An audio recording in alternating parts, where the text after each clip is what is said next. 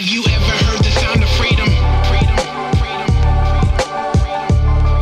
Have you ever heard the sound of freedom?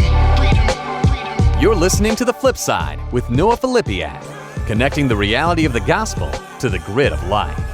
You can support the podcast and pick up some sweet Flipside swag at www.patreon.com/Noah Filipiak. What is up, Flip-Eponymai? Welcome to episode 92 of the Flipside podcast. I'm laughing as if you're watching on YouTube, you see my bookshelf as my backdrop behind me. I think every episode it gets a little more disorganized, a little. At one point, all those books were in perfect order. None of them were flat and none of them were sideways. Someday I will reorganize, but you could probably tell a lot about my personality based on the state of my bookshelf. All right. I'm just glad you can't see the floor in here. That's a beautiful thing. So I'm playing hurt today. I'm sick. I'm sucking it on a cough drop as we speak. I swear, if you bought stock in cough drops or tissues, you are a wealthy person right now. I'm on day 7 of being sick. I think I'm just gonna be sick forever, the rest of my life, as far as this nasty cold not going away. So. Forgive any graveliness of the voice and all those sorts of things. It's good to be with you. This is my first long-form episode of 2024, and here it is, February 1st, the day I'm recording that. A couple of reasons for that. One, over Christmas break, we went to Disney World. And got back, the first week of January, whenever that was. I got to tell you, I was running low on Noah's rant material. No longer am I running low. After driving to Disney World with my wife and 3 daughters, I can just tell you that they had a magical time. They did. They had a magical time. There will be a Noah's rant coming. And it may be about Disney World. I was first thinking that Disney World might be a little too real. Noah's rants, they are about things that are jokes. They're things I'm not really upset about. They're just jokes. And the Disney World one it's a little close to home. But I think it is going to turn into a rant. So stay tuned for that. I have been sick a lot as well. I've been sick 3 times just in the month of January. So that is pretty bizarre and strange. And I'll be a little vulnerable. I am a vulnerable person and tend to be vulnerable here on the podcast and everywhere else I go. Yeah, I'm really looking at my pace of life. In the interview today with Ken Wytsma, love the interview with Ken today. We'll talk about that here a little more. But just really, I think you're really going to get a lot out of it. But I've been reflecting on my pace of life, and I just got to hear Ruth Haley Barton speak at our denomination Evangelical Covenant conference called Midwinter. That was last week in Chicago. Ruth is one of my mentors. I got to do a 2-year cohort with Ruth, and she has a great recent book out on Sabbath called I think it's called Rhythms of Work and Rest. But she talks about in the book, and she mentioned in her talk, if you don't take a Sabbath, your body will take one for you. Your body will shut down, and the Sabbath comes in the form of, lists pneumonia and illness and things like that. I do take a Sabbath. My Sabbath is on Monday. I'm very disciplined in my Sabbath and blocking things out. But I don't live a Sabbath sort of lifestyle. My life is pretty fast-paced, pretty hectic, and I'm really in the middle. And I've shared that with you before. Last spring, I took a sabbatical from the podcast to try to address some of that, to try to have some discernment in that area. And God revealed some stuff to me, some plans that I've tried to reprioritize where I put some of my time, and I'm still in the midst of that. And so I share some of that to say, I think one of the reasons I'm getting sick so much is because of that sort of fast pace, the high stress. It's like when it's not just how long you're running your engine, but when you're running it at a high RPM, the high pressure, times that you put it through, that does something. I think that's starting to do something to me. So I'm kind of back in that phase of reprioritizing. I even got to chat with Ken a little bit after, getting some advice on that. So I'm in that reflective state right now. So right now, how does that relate to the podcast? I'm going to keep doing the podcast. I do want to encourage you. Thank you to those that are Patreon supporters.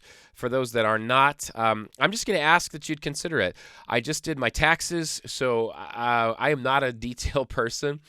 I hate having to do my taxes at the end of the year. My portion of the taxes for our family, I basically just have to do, my supplemental income stuff.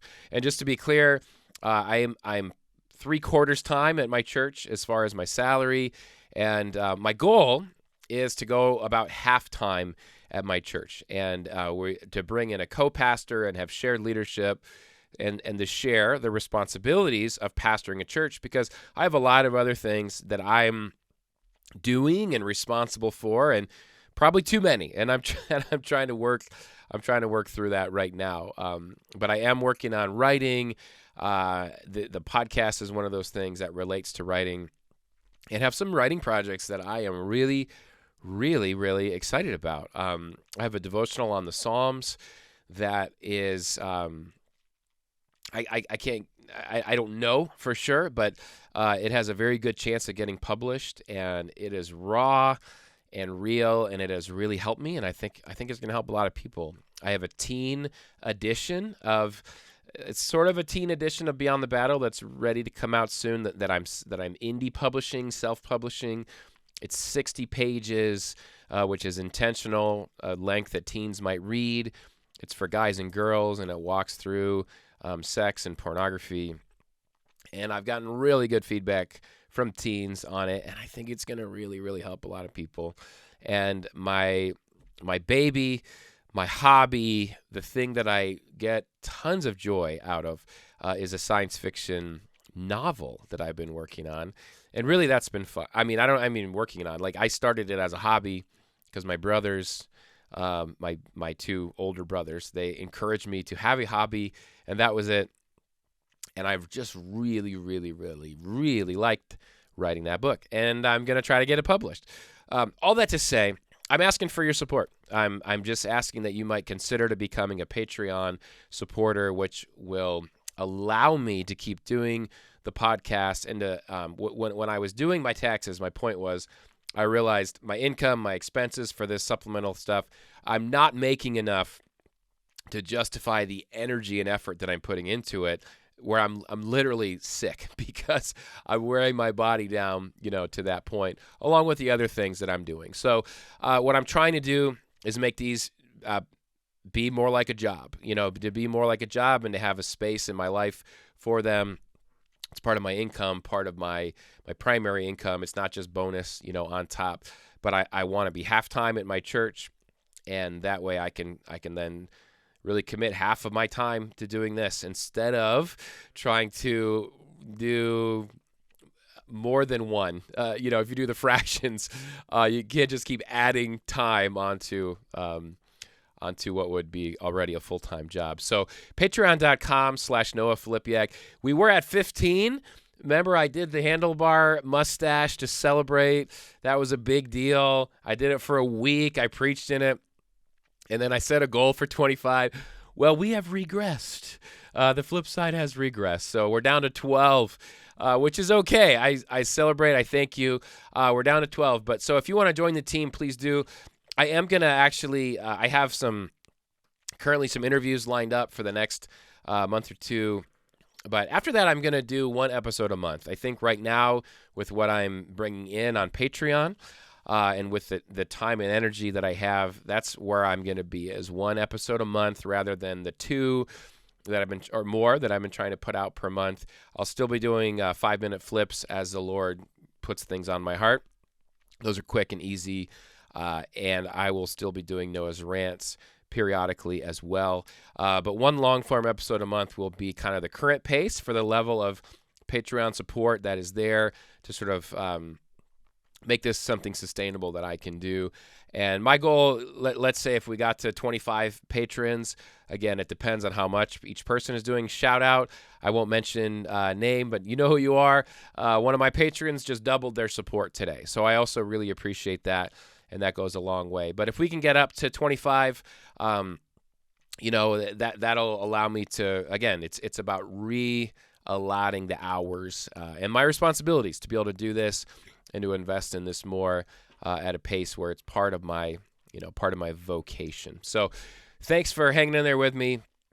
I do feel like we're in a community. I want to be vulnerable with that. And with that, let's get to our interview with Ken. I've known Ken for a long time.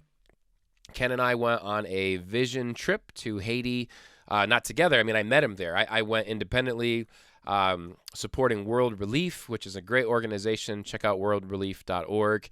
I still support them to this day. They're wonderful. And that's where I met Ken. He was another pastor on the trip, and we became friends. Ken was also, as I mentioned, the first person that I ever interviewed on a podcast, that back in 2015. Shout out. I was just about to have a coughing fit. Hold on a second. And I need to get a drink. And I almost forgot to mention I'm crushing Chris's blend today. Shout out to Angry Brew and Five Lakes for sponsoring the podcast. Chris's blend is a medium roast. And $1 of your purchase goes to an orphanage in Honduras that Five Lakes supports. So go to fivelakes.com, order a bag of Chris's blend, Angry Brew. Use promo code FLIP. And you will get 10% off your order. And in doing so, you are also supporting the flip side. So thank you so much. Chris's Blend and Angry Brew. All right, so jumping into this conversation with Ken, he was the first person I ever interviewed, like I was saying, back on March the 3rd, 2015. And just a great guy. He gives a lot of wisdom here. He talks about some chronic health issues that came upon him after we met. Ken, let me read you his bio.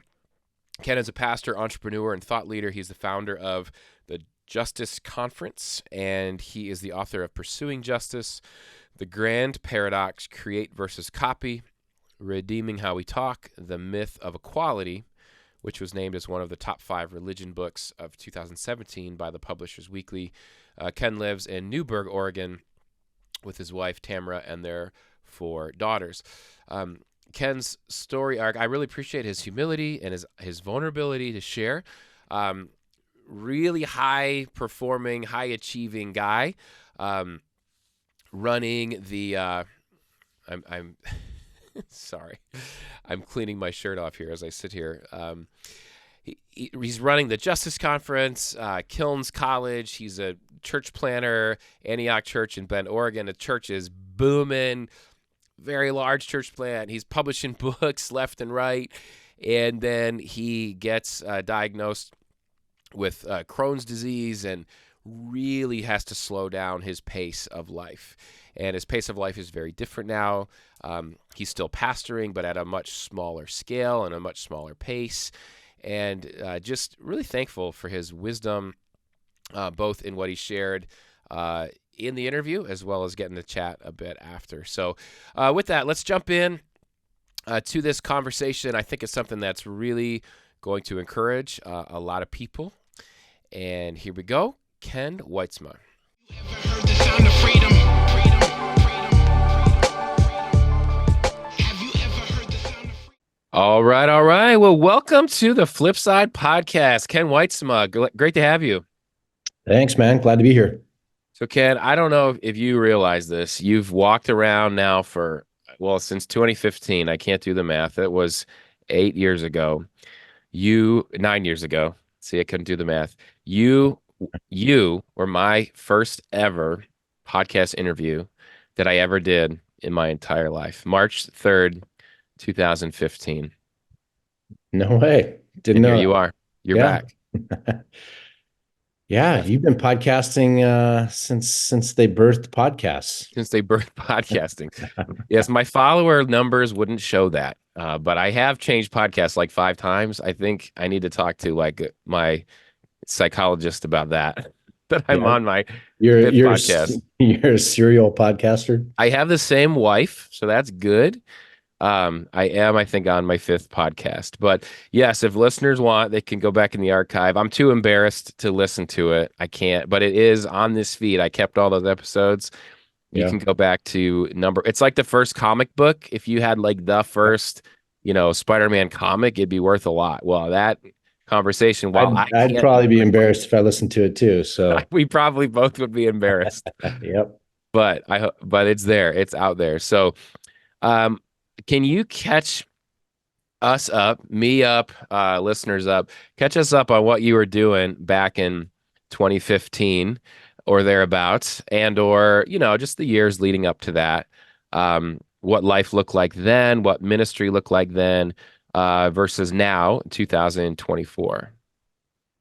Yeah, 2015. It's a long time ago. My kids were a lot younger. We've got four daughters, right? So two have graduated college, one just started college, one just started high school. So Yeah. first thing that would be different would be the size of the kids. But yeah, 2015, I had stepped out of leading the Justice Conference, but it was continuing on with World Relief, uh, with gatherings in Chicago, and then kind of the international extensions of that. Um, was doing Kilns College and loving that, grad school for international students, and then pastoring in Bend, Oregon, at the church we planted there. My wife and I planted, called Antioch. And yeah, I mean, you and I had connected. The first time we met was after the Haiti earthquake, Mm-hmm. uh, going with World Relief down to Haiti. And I'm sure we can get into it a little bit more, but that trip actually kind of began a uh, chronic health issue season of my life. I picked up some bugs because, again, right after the earthquake, sanitation was really bad, and I must have come away with some parasites, and then 2 years of drugs to get rid of that triggered Crohn's disease. Mm. So in 2015, I was dealing with being chronically ill, but not diagnosed with the Crohn's yet. I wouldn't be diagnosed until 2020.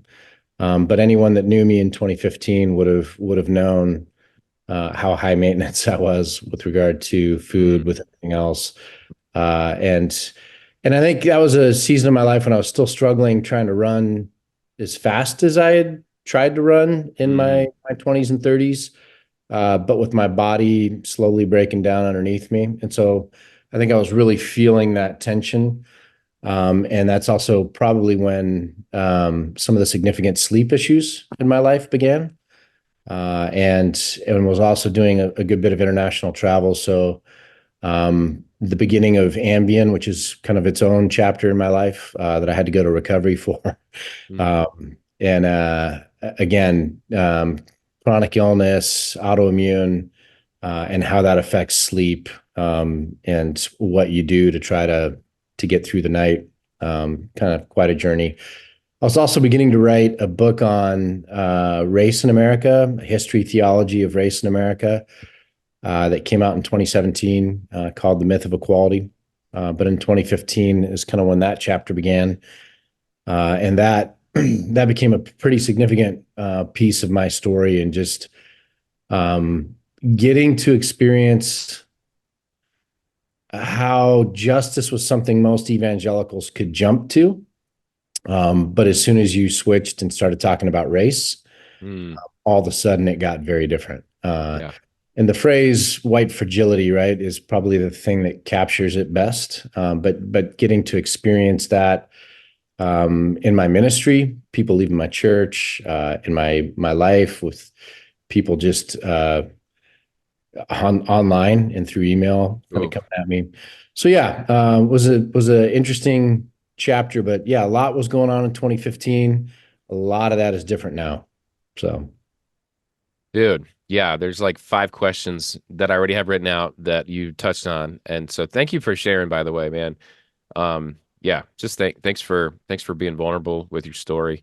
Um, So I'm going to come back and touch on a lot of that stuff. Let's go back to, I want to talk about some identity first. And Sure. most of these questions that I have for you, Ken, I have a friend that struggles with a lot of things, and I'm just going to ask some questions on behalf of that friend. Okay. That friend is possibly hosts a podcast, um, and is a church planter, and a wannabe author. Okay. All right. Justice Conference is going on. Now I think I met you 2010 was the earthquake, I think. Am I remembering that right? We went on a trip, vision trip, right after that or right before? I think Yeah, it was like a week or two after the earthquake, or I'm it, trying to. it was pretty quick in there, but I think it was beginning of 2010, Dude, I thought I went. March I of went to. 2010. I've been in two Haiti trips. I thought one Yeah, was before the earthquake and one was after. It doesn't matter. I don't remember if I met you before or after the Justice. It would have been after the Justice Conference. No, I'm sorry. I met you in Haiti first on the yeah, Visions trip, and then later came the Justice Conference, and I started going to the Justice Conference because you were leading it, and then it was just a good way to stay connected and things. So you're leading the Justice Conference back then. I don't know what's up with the Justice Conference now. It feels like it's not around anymore, or maybe it is in like small iterations. But back then, this was a huge conference. I went to the one in Philadelphia, and I went to the one in Chicago, and then we hosted a simulcast for one of the other ones. And I want to say at one of these you had like 5,000 people or something like that. Like it was this massive conference. You had really big names coming in to speak. You were speaking. You were publishing books, on the regular. Pursuing Justice had come out right kind of with the Justice Conference. I'm just going to be real. Like I struggle in the area of my identity, and I've got one book out, Beyond the Battle with Zondervan, and just like that whole trip was was a trip for my identity. And I'm in the process now of trying to publish some other books, and it's a real struggle yeah, in my soul of where do I find my sense of value and worth from, and I wrestle with those things. What I'm wondering is, how did you kind of manage your sense of identity back then, your self-worth, versus like where you finding your worth in, versus like when you look back on it now, you're in a very different season now, it feels like, right, as yeah. far as in ministry and your health. When you look back on it, I don't know, is there anything you'd want to say to the Ken from that era? I don't know, good or bad. Yeah, I don't know. Identity is an interesting thing, and it's easy. Psychologists call it flow. But when you're in the flow, when I grew up skiing, so it's almost like slalom skiing. Like when the rhythm is just there, and you're in the flow, it's pretty easy to be grounded and to feel grounded, and to also take for granted things that are going on, Hmm. because it's just flowing, right? And so I think back then, there was a lot of things going on. My health was not good, but a lot of other things were just flowing. Um, the book thing, I'd always wanted to write books. I had an author manager who was kind of tops in the field, but um, he kept asking for a book proposal, and I just wouldn't give him one. So, when I began, it was a real prayer thing, and until God gave me the green light, I wasn't going to put a proposal together. So, at one point, he said to me, "You're the only author I've got on my register that I'm begging to give me a proposal. You just, most people are dying to turn in their proposals." And so it was kind of cool to see God's timing, that when I finally did turn in the proposal, it did hit the Justice Conference at the right time. And I was able to do a book that I don't think I would have done if I was rushing it, if I was kind of on my own time frame prior to that.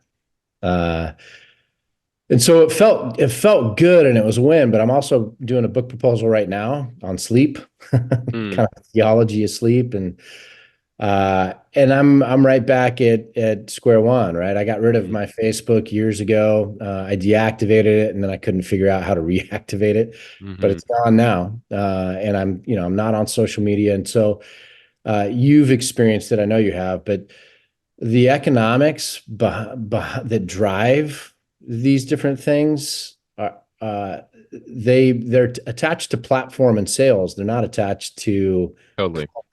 they're not attached to oftentimes not attached to quality even. And Yeah. so it gives you this sense of inferiority that my ideas aren't that valuable because my social media isn't at an influencer level, right? Yep. And it's an industry. So Christian publishing is an industry that's under duress. If you think of Christian music, that whole genre just disappeared a number of years ago. Like it doesn't exist anymore. Mm. Christian publishing is in a slower way going through that decline. And you can go to your local Barnes and Noble and see how much smaller that section has gotten. And so those publishers are really asking questions about what are the sales going to be, what's the return on investment, and the big driver for that is platform. And uh, and so it does make you a little. It does create a weird tension, I think, to be a Christ follower, to be a Christian, to try to go, what does it mean to live into my calling? And then at the same time, have this pressure to almost as a mercenary, not because you love social media, not because you love becoming an influencer, but almost being forced into this promotional, self-promotional Sure. kind of realm. And so yeah, it's you go through a lot of interesting things, I think, back then, and even now. But yeah, from an identity standpoint, I thought I'd reached. It was around that time at a Thanksgiving that we were going around and everyone was sharing what they were thankful for, and I just said, I've done everything I wanted to do in life. It might have been that 2015 actually. Hmm. If I could go now and I'd be happy, but blah blah blah. And I meant it. It was kind of this like whatever was on my bucket list, I've done it. And I feel like I've accomplished what God, called me to do. And it was such a weird thing that my wife pulled me aside afterwards and asked if the doctor had called me. And she Hmm. meant it. She's like, "Is there something I don't know? Like, are you on Yeah. the way out?" And so it was kind of a zenith point for me right around then. And then over the next couple of years, I came off that zenith point, right? And all of a sudden I wasn't in the flow. And things were more challenging. Mhm. And I think as I'm reflecting on it now, I think God wanted to take me through another chapter of learning. My first Yeah. chapter of learning was coming out of the fraternity at Clemson, reading the Bible, really wrestling with theology, scripture, and then going into ministry. It was seminary, but that kind of learning curve. Um, but in 2015, I didn't understand trauma. I didn't know what anxiety was. I'd never felt depression. I thought those were just choices or adjectives that people threw around. Um, I didn't know what chronic pain was. I didn't know what Yeah. chronic illness was. I didn't know what sleeplessness and insomnia were. I didn't know what dependency was. I didn't know like there's so many things that I think as a pastor you're supposed to help people through Mm.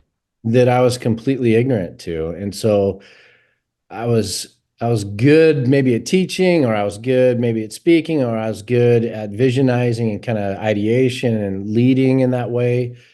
But I look back now and I go, as a pastor, so many of the things that hurting people would actually need me to understand or to empathize with, I literally had no framework for. And Mm. so I think God took me on, whatever the last 10 years is, journey to break me down and teach me things that have so much more to do with the human story, and the human condition and the brokenness of the world, brokenness of our bodies. And so now when I interact with people, it's different. Like I can see the trauma in them. I can see what that's doing. I can see the anxiety. I can see some of those struggles, and I know what it feels like. And Yeah. so I'd say that's a big difference, and it's a lot harder for me to find my identity in weakness than it was to find my identity in strength or when things Mm. were flowing. So Yeah. Dude. Yeah, that's real, man. Thank you. Um, I wanted to ask you a question about chronic pain. My wife suffers with a variety of, um, I would call them like minor chronic pains that they all pile up to be pretty significant. Um, and I have a couple other friends, who do as well. And I think, Church in our own, pastors that do podcasts. yeah, I don't have chronic. I have I've been sick for 7 days and it feels like I going to be the rest of my life, but that's a whole other story. I'm like, I've been sick 3 times this month, and I'm like, this is because I'm doing way too much stuff and I'm not resting. But It's no, because your this is wife, not it's for 'cause that. your wife is a school teacher and brings home a lot of germs. That is also very true.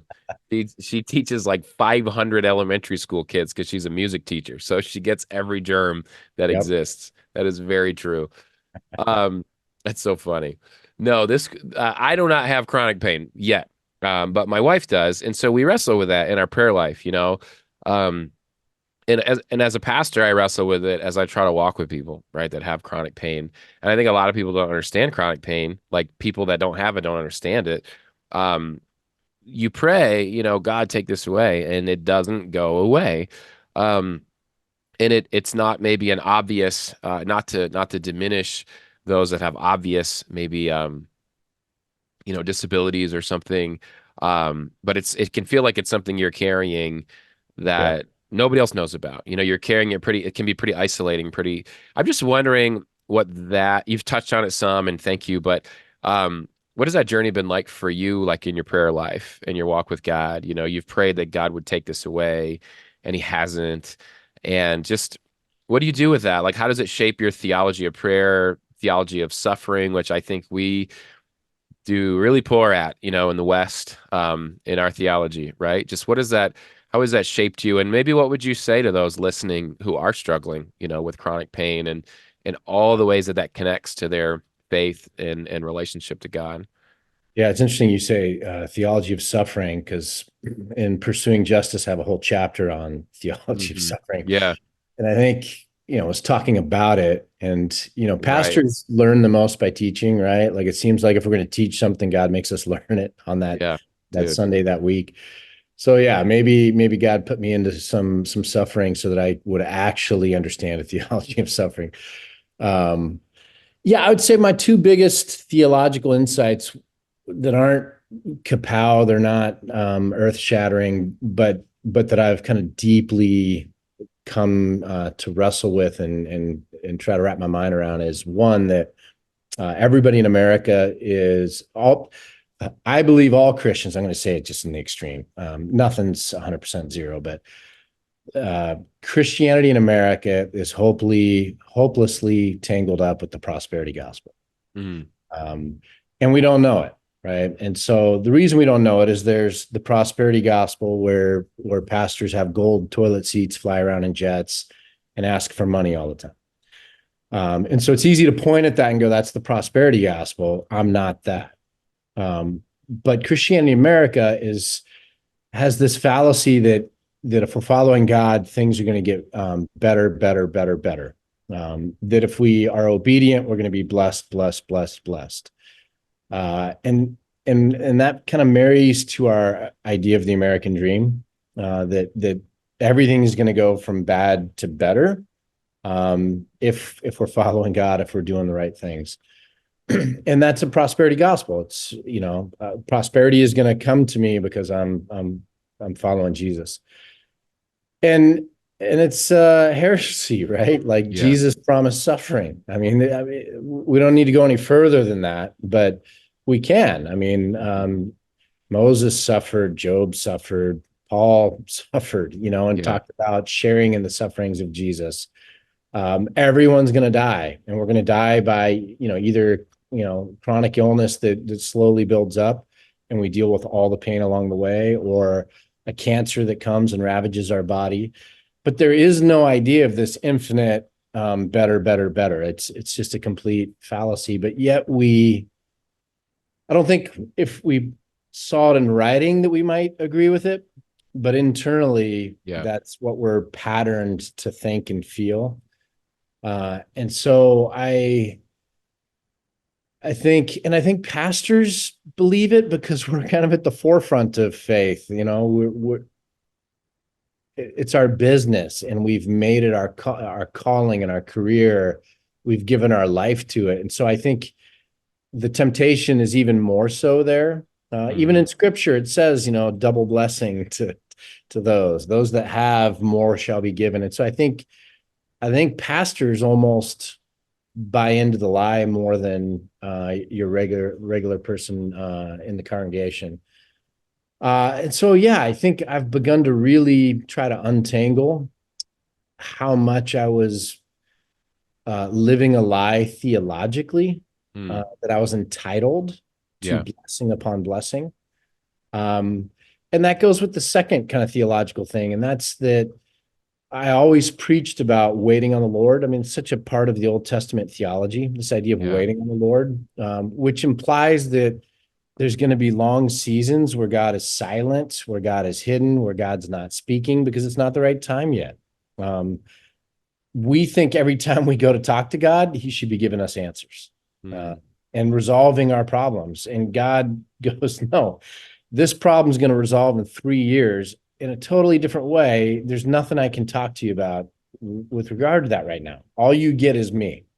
mm, Same with Job, right? Job goes to God. He doesn't get any answers. What he gets is God's presence. Eleanor Stomp, famous female theologian, talks about the argument from the second person argument in terms of theodicy, for the theologically defending the goodness of God. And she uses Job and says, Job didn't get third person answers. Here's what's going on. Here's how it's going to change. He didn't get first person fix. God didn't change his scenario. What he got was second person, that God showed up mm, and had a conversation with him. And Job said, that's enough. That's enough for me. If you're on duty, God, if you know what's going on, if you were here before the creation of the world, uh, I'm okay. So let me backtrack now and I'll go ahead and wait, and so she calls that the second person argument, um, theodicy. And I think I've been having to learn that. And it's hard when you preach something and you know it intellectually, third person, um, but you don't really have a first person practice of it. yeah. And then you find yourself going through that desert season. And you can name it even. Oh, this is that dark night of the soul. This is that desert season. This is when God's hidden. And then, like a child, spazzing out and going, I don't like this. I don't want this. Yeah. I'm mad. I'm going to kick and I'm going to scream and I'm going to stomp my foot because I already knew about the hiddenness of God or the silence of God. I didn't want to have to experience it. But until we experience it, we don't actually know it, right? Mm, And I think pastors can sometimes blur the lines between our intellectual grasp of a subject and our ability to exposit it yeah. versus like I've actually gone through it and learned the difficult lessons that it has to teach. I know what it feels like by experience, by acquaintance. In philosophy, we'd call it knowledge by acquaintance. And so those two things I think are things I've learned is that I have to backtrack from a heroic faith that if I run headlong into following God, everyone's going to love me. Um, everyone's going to respect me. Everyone's going to be on my team. Everyone's going to Yeah. fight, alongside me. And then secondly, that I'll be able to avoid some of the more painful parts of a life lived by faith. Um, I'll be able to avoid some of what the prophets went through. I don't know why we would think we could avoid that, but Mm, but I think somehow we think maybe that we can or should. yeah. Uh, so yeah, just wrestling with those again, not novel theological things, uh, but novel in the sense that experiencing them in the first person, knowledge by acquaintance, and trying to parse out what are the facets that I've learned that are for me, and what are the facets that I've learned that now need to kind of show up in my ministry that are for other people. Yeah. Oh, that's significant. I appreciate you sharing that, and I definitely agree on the prosperity message that we've bought into. I know, um, growing up, just learning about prayer, and it seems like simplistic, that you would pray these things and God would help you, and you can find some verses, there's some confusing verses on prayer in the New Testament, ask and it'll be given to you, just things and there's others, have faith that this mountain will move. Um, yeah, but you look at the actual suffering of people in the Old and New Testament, and it's really, really significant that it's there. I really love the Psalms because they don't the Psalms just kind of cry out to God in the midst of suffering, and it just feels like our American Western, not just our theology of prayer, but I've thought about our worship music. And I'm not knocking worship music. I just think unlike the Psalms lament suffering. Uh, they lament both corporate suffering and individual suffering. They're just real about it. They're real about injustice. They're real about oppression. They're real about pain.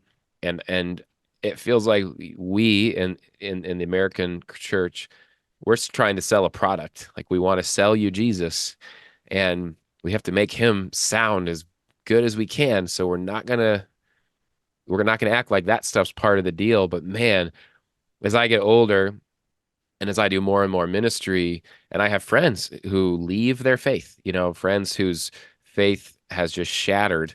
Um, Not every time, but it's often because of suffering. It's often because they had a faith that said God would never let this happen, to you, or if you have faith, and then that thing happened. And Yeah. now, well, that must mean God's gone. He doesn't love me. Yeah. And my heart is heavy.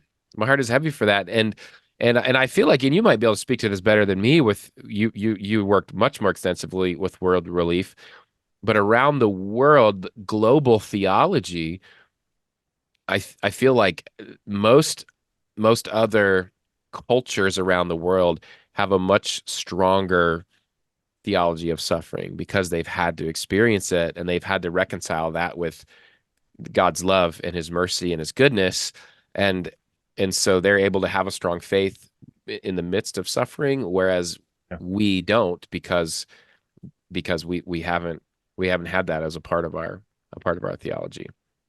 Yeah. I mean, there's a couple things going on here, but I used to say,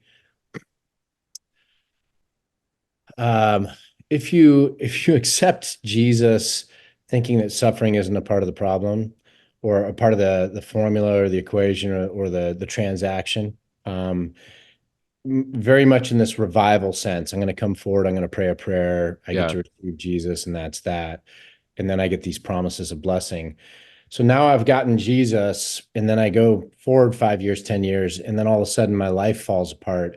It's like, wait a second, what what went wrong? Is this God piece that I put into my life broken? Like, shake it. Like, did it break? Hmm. Why am I experiencing this suffering? And the next thing you know, and I'm not knocking yoga or whatever. I practice mindfulness, meditation, etc. But you then go on a quest and go, what can I find that will actually speak to my suffering? Um, Whereas, I've been in certain places in the world that are coming out of, I'm thinking of Burundi right now, but when I was in Burundi, coming out of a decade of civil war and the Rwandan genocide kind of spilling into that area of Congo and Burundi in East Africa there, Central East Africa. Uh, and people that were Christians, they became Christians in suffering. Mm. So when suffering continued or happened anew, it wasn't novel. And it didn't challenge the faith. It's like they had learned from day one that God hears the cry of the oppressed. Yeah. And so when you're feeling that oppression, that suffering, the natural thing to do is to cry out to a God who hears. And so they don't ever take it and go, is this thing broken? Do I need to replace it with something else? And I think that areas of suffering are like that. I also think cultures that aren't as individualistic. So thinking of South Korea here. Mm. More communal, more about the collective, understand duty a little bit differently. That their faith is not looking for God to just give, but much more of a Mm. submission to and a reverence for and a discipline, getting up at 4:30 in the morning to pray, and living long lives that don't have prosperity in them, but to be able to give to kids or to honor God or to whatever. And what it all really highlights is how individualism really has taken root in the American church. Yeah.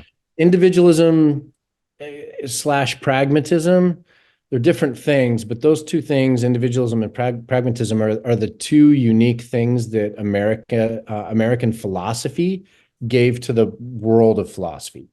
Everything else came from, the old world or other countries, they call it continental philosophy, et cetera. So most of what we know philosophically, those ideas came from outside the US, but individualism, pragmatism, came up through our Declaration of Independence, kind of our sense of revolution, the emphasis on the people, but then really Ralph Waldo Emerson, Thoreau, and kind of onward. And so when you look at revivalism, it's all about the individual, and it's all about kind of that transaction. And it's all about optimizing our system of conversion. And so all of these things begin to spin around our sense of me as the locus. So in the grand paradox, I wrote a whole chapter on this, but we were just talking about around the dinner table last week. My wife, Tamara, was doing a panel at where she works at George Fox University, and it was going to be on calling. And what we've always said is that the big mistake is that American Christians are taught to ask, what is God's will for my life? When the question should be, what is God's will and how do I serve it with my life? So the first is, it's all about me. Yeah. And Right. I'm looking for a plan, and I'm also screening to see, because the plan needs to be good and fit my idea of what my life should look like. But it Mm-hmm. really is about me and who am I going to marry and where am I going to make my money and how am I going to get my success and my fame. It's kind of like that book thing you were talking about. Where's my identity? And I'm dependent on God to give me a plan. And if I don't like the plan, hit the reset scramble button. Maybe he'll give me a different plan. Mm. And that means that God would have 8 billion different wills Mm. for all the people in the world, going every which direction, which is why we get people praying that the Chiefs will win the Super Bowl and other people the 49ers. You know what I mean? Like, we begin Yeah. to create these scenarios where God would have to be divided against himself. Yeah. God has one will, just like you and I have one grid for how we see reality. Mm. God has one will, and he's invited us alongside him to serve, to follow, to submit to enjoy that will that he has. And so the question isn't what is God's will for my life, but what is God's will, period, and how do I serve it with my life? And so I think theology of suffering, I think other cultures can begin to show us just how much we lean towards the individualistic side, and that can become a corrective, Yeah. and hopefully help us go, yeah, maybe I am seeing God from a certain locale, cultural locale. And there's other ways to perceive God, and maybe those are a bit of a corrective to how I'm coming to the Lord. So, I mean, there's a lot of implications to that, but I'll pause there, and Yeah. we can continue or go a different direction. Yeah, dude. Well, I live in Detroit Lions country, and Yeah, the God obviously let you down. God let a lot of people down here, so that's a little sensitive. A lot of people's theology has been shattered. Yep. But that's a touchy subject. God is trying to teach you not to gamble with fourth down. Every time I Too laugh, soon, too soon, too I soon. start coughing because of this cold. I can't laugh. That's so yeah. I'm gonna get yeah. It's too soon for some of these listeners. They're done now. They're not gonna listen to the rest of this. I This was rooting for the Lions, just so you know. man, the whole world was. Yeah. Jesus was rooting for the Lions, and they still found a way to lose. So, all right, a couple more questions. And one, this was one I struggle with. I think your average Joe struggles with this. Just compassion fatigue. Like you've done a ton, Yeah. in your life and your ministry when it comes to these different causes. And there's so many causes out there. I remember feeling that at the Justice Conference. You Yeah. see booth after booth after booth, and it was this cause and this cause in this part of the world and this part of the world, and then there's like this type of injustice and that type of injustice. And it really can feel overwhelming. And then when guys, like me or you get up and say in a church, you need to care about justice. I can see why people become apathetic. I mean, I think we're naturally drawn to be apathetic and selfish and just like live for ourselves. But I also understand that you go, okay, I want to care, but I can only give money to like so many causes. What am I supposed to do with my time? And if I watch, the news or something, I'm just constantly getting, and these are legitimate things. I'm one of and my heart breaks for like every single one of them. And I know that, our hearts really weren't meant for that. Like we weren't meant to have YouTube or, Yeah. news all over the world, like every catastrophe in the world sort of on our heart as if it were our job, to fix it. You've been doing this work a long time. Just what kind of advice would you give someone that might legitimately be feeling they're doing the work, like they're trying and they're just like, it's not, I can't do enough. I don't know. And I'm just exhausted. That's like one type of person, or maybe another that's like, I'm just not even going to do it. I'm not even going to try because there's too much of it and I'm just going to focus on my own stuff. Yeah, I'll shotgun it and just throw out a bunch of bits, and maybe some of them are helpful. But the first thing I'd say is what you're talking about is absolutely real. And anybody experiencing compassion fatigue, be kind to yourself. It's real. Uh, Hmm. as an empath, and a lot of people that work in justice work are empaths, very empathic, but maybe even all the way to the extreme of an empath. And there's a Can you explain what empath is real quick? you don't have you have a very permeable boundary, so you Okay. feel Yeah. other people's pain, Yeah. or what's going on with other people to a very high degree. And there's such thing as secondary trauma. So your mind can separate out that I'm not experiencing this injustice, or this pain, let's say Gaza. Um, your mind can separate out and go, it's happening to the Gazans, it's not happening to me. But if you know people in Gaza, and if you're really following along and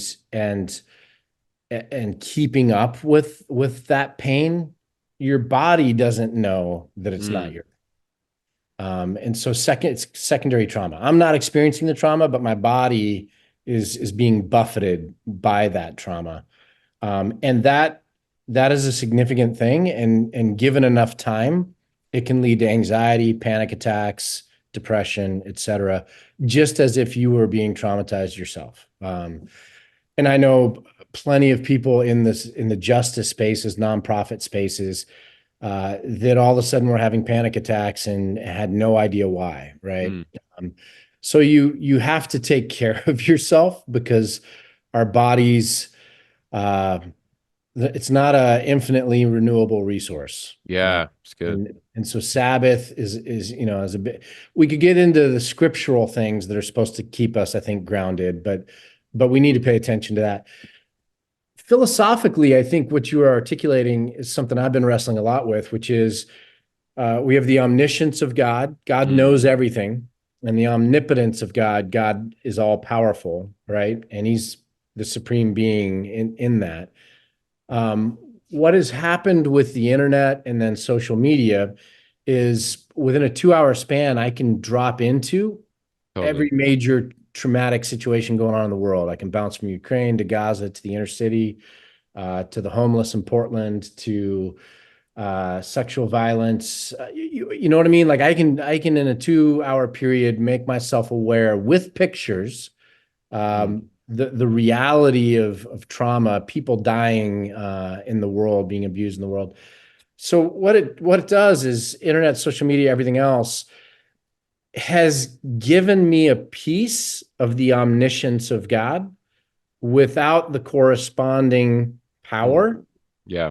omnipotence of God. So it has created this weird dynamic where I have a part of what it means to know all things at all times without the corresponding ability to manage that or handle that.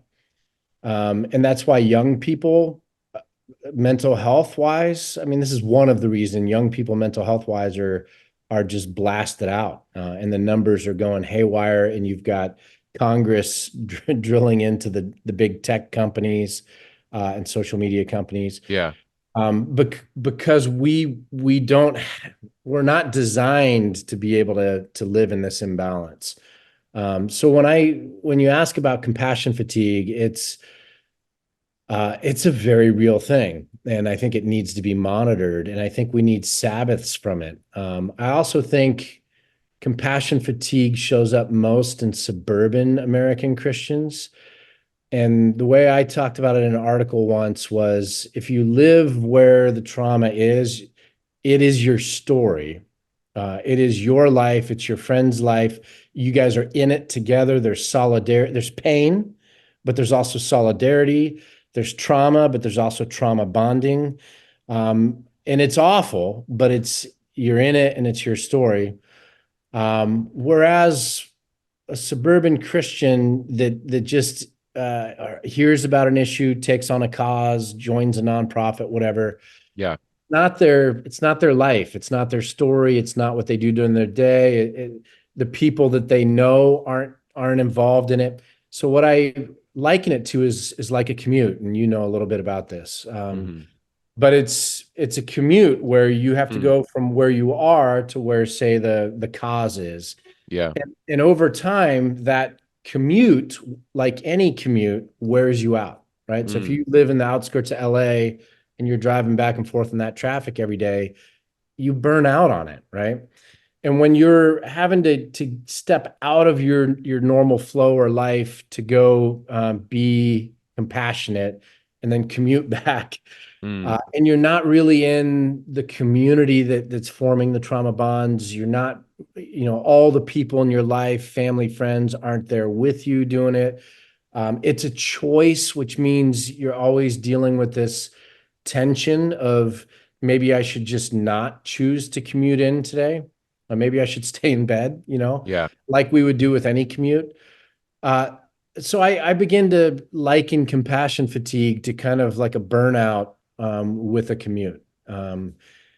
And so I think knowing those things up front and saying it's a marathon, not a sprint. Hopefully we're past the days when Christians watch the movie Taken, and just immediately overreact and go all in on something, but without thinking through, how do I sustain this? And am I being called into this? Like, is, Yeah. is this actually, God, is this how you want me to serve you, your will with my life? So yeah, I think pastors would be good if, or leaders would be good if we're able to coach people through the psychology of compassion, the psychology of justice, the psychology of capacity, human capacity, and that God only asks of us what we can do, Mm. and then just kind of figure out where do we fit in that, and certainly getting away from again the white savior or hero kind of phrases like we're going to end slavery in our generation. Mm. I'm gonna, like triumphant kind of declarations, I think are incredibly unhelpful. But yeah, I mean, that's quite a few different thoughts there. Yeah. I think raising your kids to not be individualistic and to normalize being around people that are different from them, I think sets them up to be able to sustain better when they get older. So there's even a parenting aspect, I think, to this. But yeah, we're in uncharted territories in the history of the world with AI coming on. I mean, Hmm. if we talk again in 2 years, there's a whole new set of topics that we're going to be engaging. And I think being measured and gracious with ourselves that we're not going to always have the final word, the last word, the best answer, but we're in process.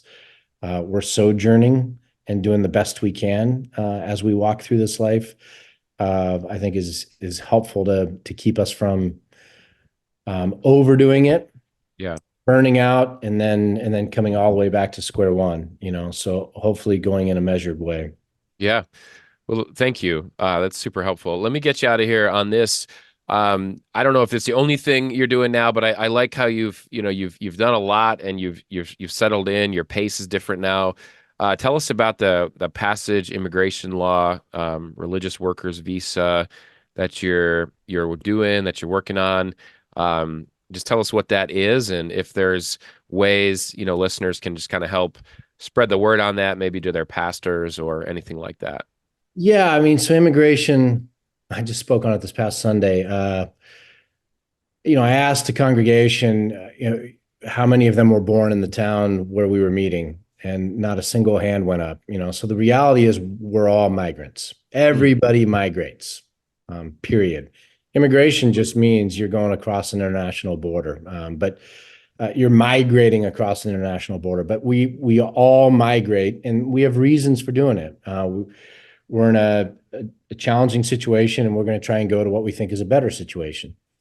And so what's going on, say, with the border, the southern border, or Central America, South America, and these migrant chains or kind of people coming to try and get into the United States. I'm not the policy expert. I don't claim to be. I'm not called to it. I'm glad I'm not, because it's a mess. We haven't Mhm. updated we haven't really updated our immigration laws since before the internet, since before Al Gore invented the internet. Yeah. Um, and so it's just a broken system, right? So as Christians, the one thing that I do know is that we're supposed to have compassion for those individuals. They're doing exactly what we do and what we would do, especially if the countries we were living in were dangerous enough that it puts our kids' lives at risk. So much so that we would hazard a 1,000-mile trek where we're incredibly vulnerable, and where our kids are going to be incredibly vulnerable to being trafficked and everything else. We're going to hazard that because the situation at home is so bad. Why is the situation at home so bad? Because Americans do drugs, Mm. and and there are cartels that supply the drugs for Americans. And every time we seem to shut down supply routes or distribution channels, those supply routes shift to a new country or a neighboring country. So it used to be planes flying through islands up into, from Colombia up into Florida. And when we shut that down, then Honduras became the launching point, and quickly became the murder capital of the world. Now it's sliding over to Ecuador. I mean, we are not separate from the issues that are causing the pain and the challenge in these people's lives. We are, as Americans, connected to those issues. And so we need to have compassion. And there are ways for people to come into the United States, and the legal system is backed up. Right now, it is just, I don't even know the adjective for how backed up it is. Mhm. And so there are nonprofit organizations that exist to help immigrants, documented, undocumented, in process, asylum seekers. There are for-profit law firms that make this their calling. And some of those are predatory, and some of those are actually run by religious folk, Christians or other, that are actually going, I want to use my law degree to make a difference in people's lives. Passage Immigration is in Portland, but other places as well. You can look them up online. There are a lot of other resources. CCDA, Christian Community Development Association, would have probably access to the greatest number of nonprofit services for immigrants. But yeah, just having compassion and being able to say there are people in my neighborhood that aren't getting access to legal counsel because of cost or because of just how backed up the system is, and they're vulnerable. And Yeah. if I was in that vulnerable position, I would want somebody to care and maybe connect me with some resources as well. So just a plug to say, like Mother Teresa said, if we have no peace, it's because we've forgotten that we belong to one another. And so seeing the other as not being distinct from, but somehow connected to me and my story, I think is a huge part of that. Dude, this has been great. Thank you so much. Thanks for your faithfulness over the years and your journey. And I'm encouraged and inspired by what I see God doing in you, the changes he's making in you, whether you wanted them or not, he's doing them. And man, this has been really good to catch up. And I'm still live, still recording here. I'm thinking of several friends of mine that I'm going to send this to that I know like your story just connects with their story. And man, just thank you. Thanks for sharing. Thanks for coming on, sharing publicly. We really appreciate it, Ken. Yeah, we'll do it again in 9 years. That's right. We'll do it for my last podcast ever. Sounds good. Sounds good, man. We won't even have to do it. We'll just tell AI to do it for us. That'll be great when I know I can just have AI do all my podcasts. Yeah, it's good seeing you, man. Good talking to you. Ever heard the sound of freedom? Have you ever heard the sound of All right, we are back, and I hope you really enjoyed that. I hope you really appreciated it. I hope it gives you some things to think about and meditate on, and yeah, I think everyone's coming from a different place, when it comes to justice. For me, I'm in that camp of compassion fatigue, both with the things I'm able to support globally, locally, and the things I'm trying to do locally on the ground, the things I'm trying to get up off the ground. And I really appreciate getting wisdom from people like Ken that have been in the game a long time. Doing this type of work. And so really, really helpful conversation today. If you are not someone who's currently doing justice, if you're not currently pursuing justice, if that's not part of your theology, I'd encourage you to check out Ken's book, Pursuing Justice. I think it does a great job of laying out a very biblical theology of justice. And if you're already on board with justice and you like this conversation with Ken, pick up another one of his books. They're all very good, very helpful. He's got a whole bunch of good ones out there, and just encourage you to pick that up to support him and just to glean some of his wisdom. You can also check Ken out at kenwytsma.com. That's WYTSMA.